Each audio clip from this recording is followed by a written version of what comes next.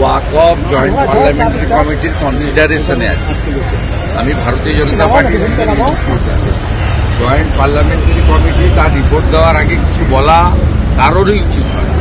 এখানে পোলারাইজেশন এবং তোষণের রাজনীতি আর ভোট ব্যাংককে মজবুত করার জন্য এটা প্রতিযোগিতা চলছে। 28 তারিখ সিদ্দিকুল্লাহ সাহেবরা ডেকেছেন আর 30 তারিখ মমতা ব্যানার্জি ডেকেছেন।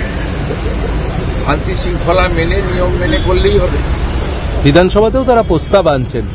বিধানসভায় যখন প্রস্তাব আসবে তার উত্তর আমরা বিধানসভার মধ্যেই জেপিসির আন্ডার কনসিডারেশনে থাকা অবস্থায় কারোর কোনো এই ধরনের জিনিস করে উত্তেজনা বাড়ানো উচিত। ওয়াকফ জয়েন্ট পার্লামেন্টারি কমিটির কনসিডারেশনে আছে।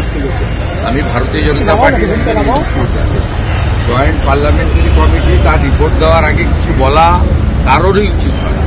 এখানে পোলারাইজেশন এবং তোষণের রাজনীতি আর ভোট ব্যাংককে মজবুত করার জন্য এটা প্রতিযোগিতা চলছে। 28 তারিখ সিদ্দিকুল্লাহ সাহেবরা ডেকেছেন আর 30 তারিখ মমতা ব্যানার্জি ডেকেছেন।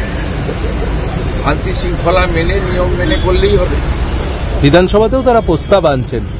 বিধানসভায় যখন প্রস্তাব আসবে তার উত্তর আমরা বিধানসভার মধ্যেই জেপিসির আন্ডার কনসিডারেশনে থাকা অবস্থায় কারোর কোনো এই ধরনের জিনিস করে উত্তেজনা বাড়ানো উচিত। আমাদের ভিডিও ভালো লাগলে লাইক এবং শেয়ার করুন। কমেন্ট সেকশনে গিয়ে জানান আপনাদের মতামত। আরও ভিডিও পেতে আমাদের চ্যানেল সাবস্ক্রাইব করুন এবং প্রতি মুহূর্তে খবরের আপডেট পেতে প্রেস করুন বেল আইকন।